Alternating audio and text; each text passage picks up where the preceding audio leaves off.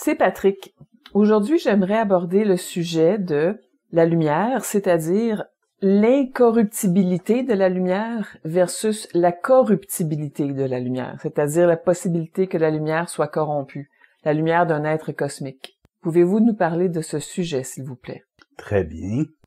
La lumière en elle-même est incorruptible, c'est-à-dire que elle vient des plans systémiques, des plans parfaits, et elle, étant intrinsèquement en elle-même intelligente, étant intrinsèquement en elle-même vie, elle ne peut être corrompue dans son émanation ou sa nature. Donc, si on dit que la lumière a été corrompue, on commet une certaine erreur de langage, car la lumière ne peut être corrompue en elle-même.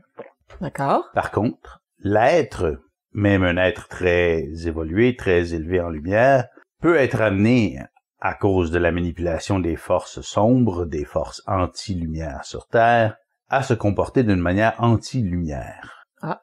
Donc, un être très animé de lumière peut commettre des gestes anti-lumière, ce qui lui coûtera énormément. Donc, à ce moment-là, on pourrait dire que l'être est corrompu ou que, à tout le moins, il a eu un agissement qui témoigne d'une corruption ou d'une manipulation provenant des forces de la dégradation, de la dégénérescence et de la corruption. Et comme étant des gestes provenant de ces influences, il s'avilit. Mais sa lumière, telle qu'elle émane des plans systémiques, demeure non corrompue. D'accord. Donc, ce n'est pas la lumière qui est corrompue, c'est autre chose. Effectivement, c'est autre chose. Si on parle de, par exemple, la mécanique de la création du karma, c'en est une où la lumière est utilisée à un escient inintelligent, c'est-à-dire, dans le cas de la Terre et de la situation de cette dernière, il s'agit d'un dépôt de l'énergie de la lumière dans une forme sur le plan astral. Donc, à ce moment-là, il y a création de karma, il y a problème qui se crée ou une charge énergétique déposée sur ce plan-là dans le monde de la mort et qui permet aux morts de s'alimenter à même cette énergie, ce qui est fondamentalement inintelligent. Donc, la lumière peut servir des fins inintelligentes, des fins anti-intelligence, mais elle n'en devient pas corrompue en tant que telle, c'est-à-dire que l'énergie de la lumière devient emmagasinée sur ce plan. Cette parcelle, si on veut, de lumière cesse d'exister en tant que lumière. OK. Donc, elle devient morte, si on veut. Elle devient salie, si on veut, mais elle n'est plus lumière, puisque une lumière sale, ce n'est déjà plus de la lumière, c'est de la lumière et de la saleté, et si elle est suffisamment salie, c'est de la noirceur. Mais donc, vous dites que sa nature de lumière se trouve altérée. Ou ne peut-on pas parler de corruption à ce moment-là? Oui, on pourrait dire qu'il s'agit d'une corruption, mais il s'agit d'une corruption qui change la nature même du phénomène. Donc, est-ce que c'est une corruption de la lumière ou c'est une destruction de la lumière ou est-ce que c'est une extraction de l'énergie de la lumière pour créer à la place un phénomène qui n'est pas de la lumière? Alors, voilà. Nous pourrions parler longtemps des définitions. Mm-hmm. Nous pourrions, si on veut avoir des débats philosophiques sur qu'est-ce qui est quoi, dans le sens où une lumière qui n'éclaire plus est-elle toujours une lumière? Mm-hmm. Bon, en physique, on va nous dire qu'il y a des photons noirs. Je ne saurais trop quoi répondre à ceci, puisque la lumière, si on veut métaphysique dont on parle, l'essence de la vie, ou la lumière qui constitue l'essence de la vie dans un mouvement interdimensionnel, devient complètement transformée par cette expérience de emmagasiner son énergie sur une forme sur le plan astral. Okay. Donc, étant transformée, est-elle corrompue? On peut dire que oui, mais en même temps, ce qui reste, ce n'est plus de la lumière, donc ce n'est pas de la lumière corrompue, c'est autre chose. C'est une altération ou une transformation? On pourrait dire une transmutation. OK. Donc, elle est transformée en autre chose. Lorsqu'on extrait l'énergie de la lumière, il ne reste pas de lumière. Donc, cette portion de lumière est inutilisable pour l'être à ce moment-là. Absolument. C'est-à-dire qu'elle est utilisable pour le corps de lumière, pour l'esprit de l'être qui peuvent récupérer ce qui est devenu du karma et créer des expériences à l'aide de ce matériel, ce qui permettra peut-être à l'ego et un jour d'augmenter sa conscience, de grandir en conscience, et grandissant en conscience, il peut réaliser la mécanique infernale du karma auquel il participe, puis cesser d'y participer, et ensuite, volontairement, reprendre l'énergie de la lumière qu'il a déposée sur ce plan, ce qui est à lui, parce que c'est sa lumière dont il dépose l'énergie dans le monde des morts, pour les nourrir à travers son inconscience. Mais reprenant cette énergie, il libère, si on veut, la lumière, non pas que la lumière dont l'énergie est emmagasinée sur le plan astral peut renaître de ce fait, mais reprenant son énergie à lui, cet être voit son taux vibratoire augmenter, voit sa conscience augmenter, voit son union avec sa lumière augmenter, et à ce moment-là, la lumière qui descend vers l'ego de cet être, à travers les plans, peut être plus puissante puisque l'ego est plus syntonisé à cette lumière. Si on prenait une lumière titanesque et on éclairait le psychisme d'un commun des mortels, il grillerait, il pousserait un hurlement et deviendrait complètement légume parce que son psychisme n'est pas syntonisé à une lumière d'une intensité, d'une pureté, d'un certain taux vibratoire. Il est habitué à un certain autre taux vibratoire. Alors, les gens qui croient que la fusion instantanée, ça serait une bonne chose pour eux, ne comprennent pas.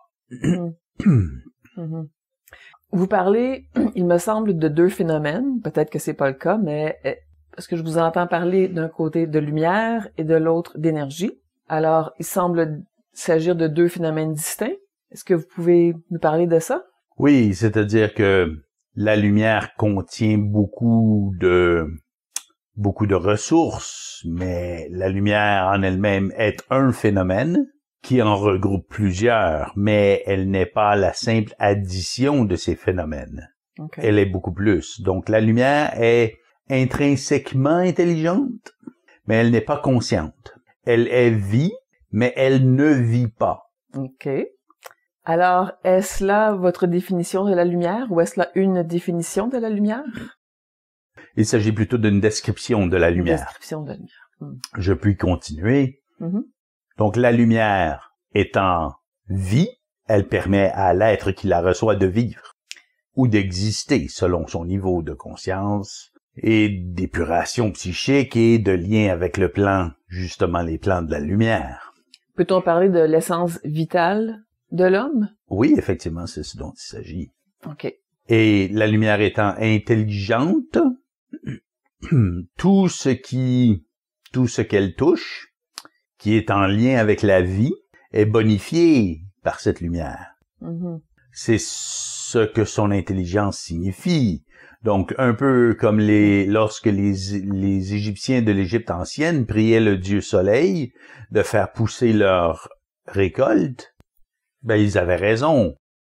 Du soleil émane une lumière matérielle, mais aussi une lumière métaphysique, car la vie est métaphysique. La vie en tant que phénomène, si on veut, à la fois d'une biologie qui avance le long de sa trajectoire, et aussi en tant que phénomène moins physique des événements qui se déroulent dans le temps pour un individu quelconque.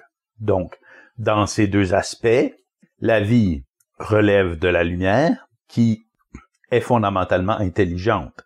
Qu'est-ce à dire qu'elle est fondamentalement intelligente? Ben, c'est-à-dire que sur l'aspect matériel ou, disons, biologique de ce qu'elle touche, ben, les récoltes grandissent et deviennent plus nourrissantes, plus vivantes, plus vitalisées par l'intervention de cette lumière. Et c'est ceci que constitue son aspect intelligent, c'est-à-dire que les scientifiques, eux, ont de la difficulté à séparer ce qui est vivant et ce qui n'est pas vivant. parce qu'ils ne savent pas. Ils ont l'impression que c'est une mécanique biologique, une mécanique moléculaire qui se fait spontanément, mais une cellule ne se répare pas, ne se divise pas, ne vit pas sans la lumière. C'est la lumière des plans systémiques, qui est entre autres véhiculée par le soleil local, qui permet à la biologie de vivre.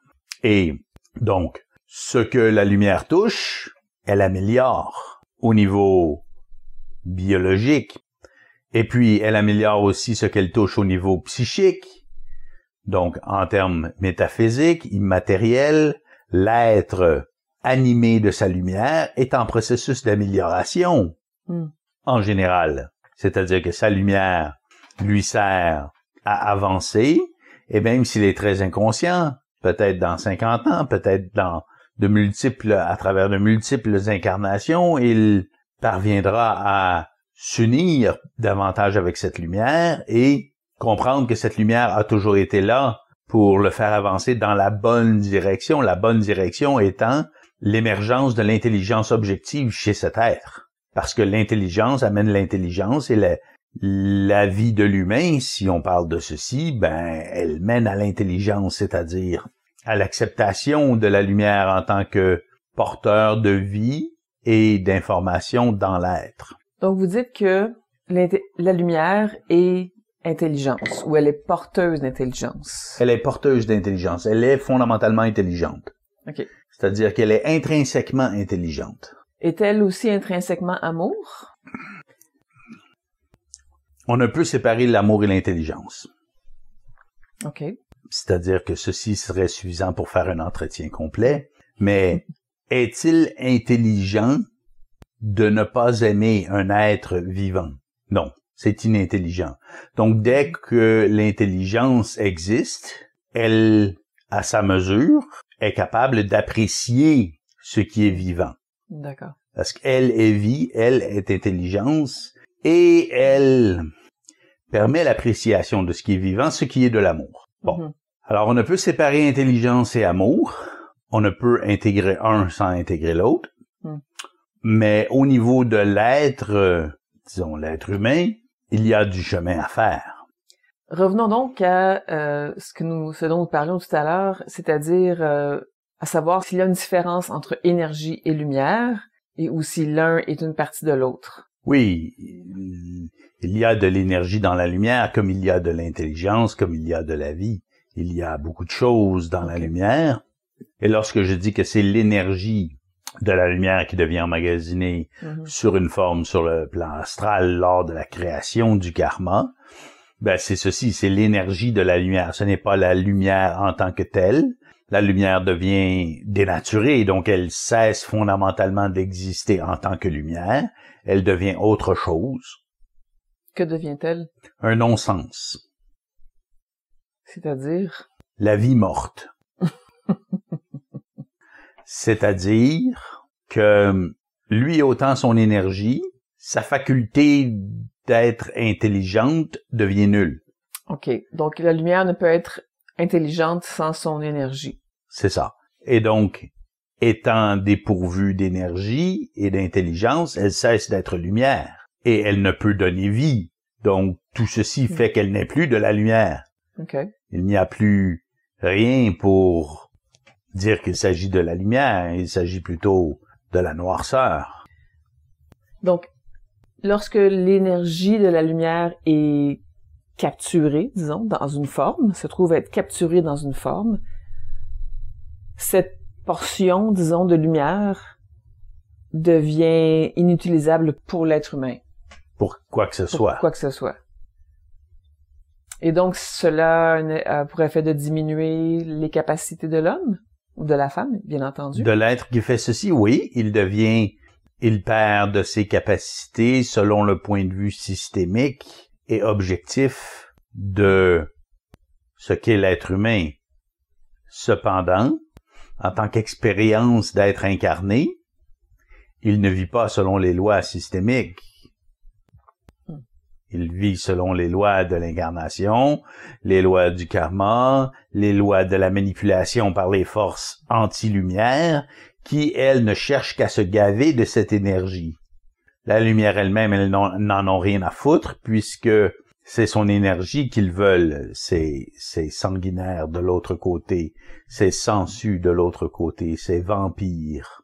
Elles se nourrissent de cette énergie, et la lumière, qu'elle soit stoppée, dénaturée et qu'elle cesse d'exister, ils s'en foutent éperdument. Ils voudraient bien prendre la vie qui est dans la lumière pour devenir eux-mêmes vivants.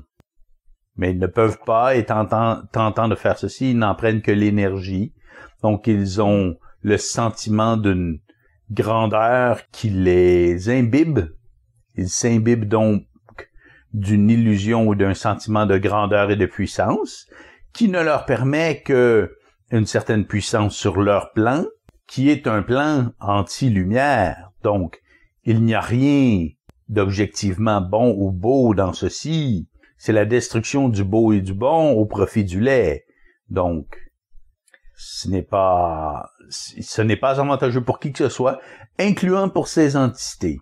Mais, si je puis me permettre, ces entités sont contrôlées par d'autres entités, qui sont contrôlées par d'autres entités, qui sont contrôlées par d'autres entités, de divers ordres, de diverses dimensionnalités, et ceci pour des hiérarchies très élevées. Donc, il y a d'énormément de niveaux hiérarchiques qui sont impliqués dans ce vampirisme interdimensionnel.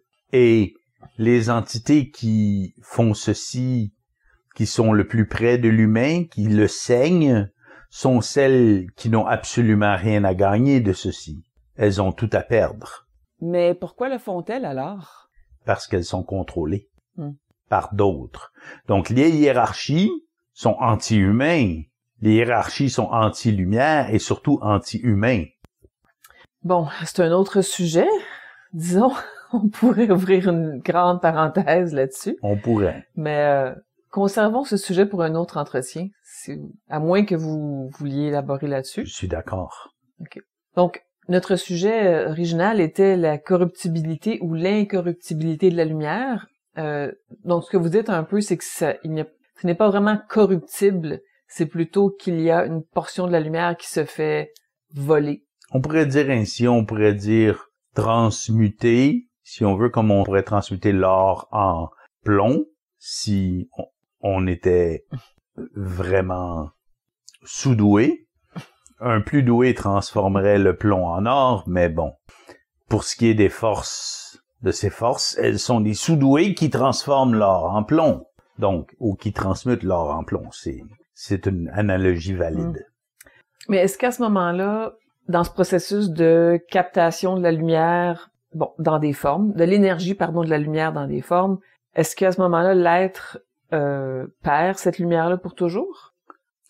L'être, selon l'intégration de ces divers corps, a une capacité de véhiculer la lumière qui est différente selon l'individu. Donc, si nous revenons à la base de ceci, il y a des êtres qui naissent, par exemple, avec une très forte lumière, qui travaillent toute leur vie à l'augmentation de l'épanchement de cette lumière dans le monde, et qui, faisant ceci, augmentent également leur capacité de véhiculer la lumière. Augmentant leur capacité en tant qu'égaux, en tant qu'être incarné, de véhiculer la lumière, ils véhiculent davantage de lumière, tout simplement.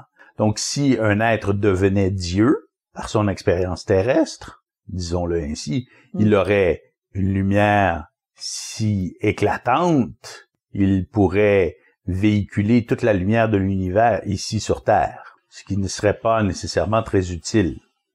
Il y a une limite à l'utilité, mais bon, c'est un exemple. Okay. Donc, et un être qui se sert de cette lumière pour faire des dépôts dans le monde de la mort, s'éloigne et détruit sa capacité de transporter la lumière et d'en faire l'épanchement dans le monde. Okay. Donc, faisant ceci, il diminue, si on veut, sa luminosité. C'est ainsi que ça fonctionne. Diminue sa luminosité, diminue donc son accès à cette lumière-là. Oui. Donc, diminue, on peut faire beaucoup de parallèles, évidemment, avec la vie sur Terre. Et il s'embourbe dans un karma. Mhm, mhm, Faisant ceci, il s'embourbe dans un karma. mhm, Puisque l'être est responsable de ses gestes. mhm. Toujours. Même lorsqu'ils sont le résultat d'une influence absolue. Et ceci, c'est le grand crime commis contre la race humaine depuis la nuit des temps. Mhm. Cette influence, alors que c'est lui qui en paie toujours le prix. Mais plutôt, vous parliez de la possibilité pour un être de récupérer son énergie, si je ne me trompe, en l'extirpant de ses formes. Oui, parce que ce qu'il a déposé sur un autre plan, il peut le reprendre. D'accord. Et que se passe-t-il à ce moment-là, si cela se déroule? Il reprend sa luminosité. Il reprend une partie de sa faculté de transporter la lumière. D'accord. Peut-on donc supposer que, ce faisant, s'il poursuit dans ce processus de récupération de son énergie, comme vous disiez tout à l'heure, il y a une augmentation de sa luminosité, donc dans sa vie, il peut continuer à épancher cette lumière-là? Il y a une augmentation de sa capacité à transporter la lumière, mais qu'il reprenne la totalité de ce qu'il avait avant de commettre ses gestes n'est pas certain. D'accord. Donc, comme j'ai dit, il y a la responsabilité de l'être pour ses gestes. Mm-hmm. Donc, il existe actuellement une certaine incertitude par rapport à ce processus, disons, les conséquences ou de ce processus de récupération, disons, de son énergie. À quel point, disons, un être humain qui récupère cette énergie, quel effet ça a dans sa vie, en tenant compte du fait qu'il est responsable malgré tout de ses gestes, ce qui pourrait avoir un impact sur le degré d'énergie qu'il peut récupérer. Ça peut avoir un impact sur la quantité de lumière qu'il peut véhiculer suite à cette récupération d'énergie sur le plan astral. Okay. Donc, il peut peut-être reprendre tout ce qu'il avait déposé. Ceci le rapprochera et le intégrera sa capacité à transporter la lumière à un degré plus élevé que ce qu'il avait avant de commettre ce geste créatif et intelligent, de reprendre en tant qu'être vivant, au nom de la vie, à la mort, ce qu'il lui a donné au nom de leur manipulation et de son inconscience. Donc, il y a certainement un rajout ou un retour de sa faculté de transporter la lumière, mais quant aux lois qui dictent de combien ceci est, la comptabilité de ceci, bon, elle est sans importance. OK. Qu'est-ce à dire? La comptabilité de ceci est sans importance puisque l'être qui reprend sa capacité de transporter la lumière reprend sa capacité de transporter de la lumière. Ceci, c'est très bien. Okay. Et ensuite, vouloir compter les sous de ceci, ça devient du coupage de cheveux en 4. Uh-huh. Mais tous les cas ne sont pas identiques. Mm-hmm. Et si nous parlons d'un être qui est venu ici sur Terre avec une lumière titanesque, qui est venu faire l'expérience de se mettre à la merci de ces forces qui manipulent et qui veulent le saigner, et qui, malgré sa lumière incroyable et foudroyante, s'est fait manipuler à poser un geste absolument anti-vie, anti-lumière, et il a vu sa faculté de transporter la lumière extraordinairement amoindrie par ce geste. Mais ceci, ça devait être fait, cette expérience, pour vérifier si la lumière pouvait en elle-même être un antidote à ces manœuvres de manipulation. D'accord. De manipulation vampirique. Mm-hmm. Et il s'est avéré que la lumière en elle-même n'est pas un antidote.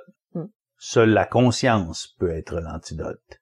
Ah, d'accord. La conscience de ces forces de l'autre côté du voile et de leur tractation. Mm-hmm. Donc, si on peut avoir peu de lumière et avoir une grande conscience, et ceci, ça constitue un antidote au mal de la mort, mais on peut avoir une très grande lumière, et si on est suffisamment inconscient, on peut se faire prendre au jeu de ces monstres de l'autre côté. Et bon, étant donné cette expérience unique, qui ne sera jamais répétée, de toute évidence, un être, un titan du cosmos a été transmuté en vulgaire mortel.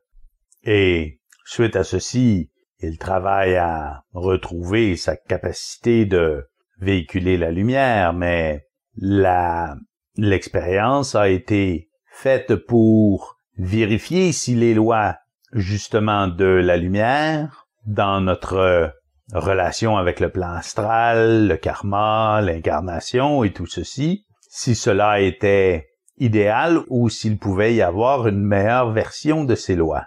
D'accord. Il a été décrété donc qu'un être qui a beaucoup de lumière, a une certaine capacité de véhiculer la lumière et qui commet des gestes anti-lumière, verrait sa capacité de transporter cette lumière réduite. Dans quel but? Afin qu'il ne nourrisse pas trop les vampires. D'accord. Donc, si un être très lumineux, si on n'avait pas cette nouvelle loi, un être très lumineux pouvait commettre un geste anti-vie, nourrir de quantités énormes d'énergie le monde de la mort, continuer son libre chemin et le refaire à nouveau, encore et encore et encore, sans encourir de perte quant à sa faculté d'être lumineux, et toujours nourrissant ses vampires.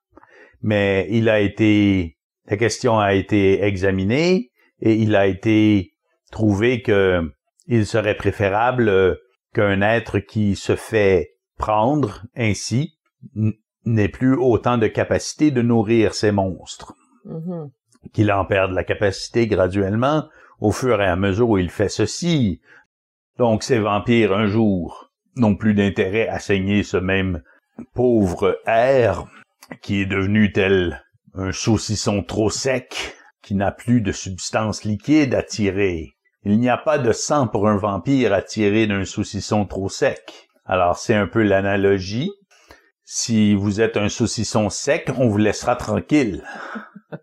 Mais ceci, c'est nouveau. C'est une nouvelle loi et ce n'est pas ainsi que ça fonctionnait il y a un certain temps. Ceci a pour effet que les êtres qui sont pris à commettre ces gestes, nourrissant de moins en moins ces vampires, en deviennent de moins en moins les nourrices et ces vampires doivent donc aller se nourrir ailleurs. Et si cette opération sanguinaire continue et perdure, les humains perdront tous leur capacité de lumière presque entièrement. Et ces vampires de l'autre côté deviendront très, très, très, très affaiblis. Et ces humains, donc, s'ils trouvent moyen de reprendre ce qu'ils ont déposé de l'autre côté, s'ils trouvent moyen d'épouser le petit filet de lumière qui coule en eux, ils pourront devenir de plus en plus lumineux et faisant ceci par conscience et devenant de plus en plus lumineux, à ce moment-là, ils ne se feront plus prendre au piège. Ils seront donc capables, à moyen ou long terme, de devenir à nouveau des grands phares pour l'humanité, pour la planète, pour la race humaine, et redevenant de grands phares, ils sont maintenant devenus incorruptibles, puisque ces forces ne peuvent plus les bafouer et les tromper et les manipuler et leur mentir. Ils ont acquis le pouvoir. Ils ont acquis le pouvoir de la conscience de ces plans. Et ayant acquis le pouvoir de la conscience de ces plans, ils sont capables de mener leur vie dans la matière d'une manière qui augmente et cultive l'épanchement lumineux pour le bien de tous les êtres de sa race, ce qui est la solution absolue aux problèmes que présentent ces monstrueux vampires de l'autre côté, desquels tous les êtres inconscients n'ont aucune connaissance. Merci pour cet éclairage. Nous espérons que vous avez apprécié cet entretien entre C. Patrick et DJ Solar. Visitez notre site web à révolutiondesprit.com pour en savoir plus sur notre outil Science, la révolution de l'esprit et pour découvrir d'autres entretiens audio disponibles seulement dans notre boutique en ligne. Pour tout autre renseignement, consultez les liens se trouvant dans la description sous la vidéo. Merci.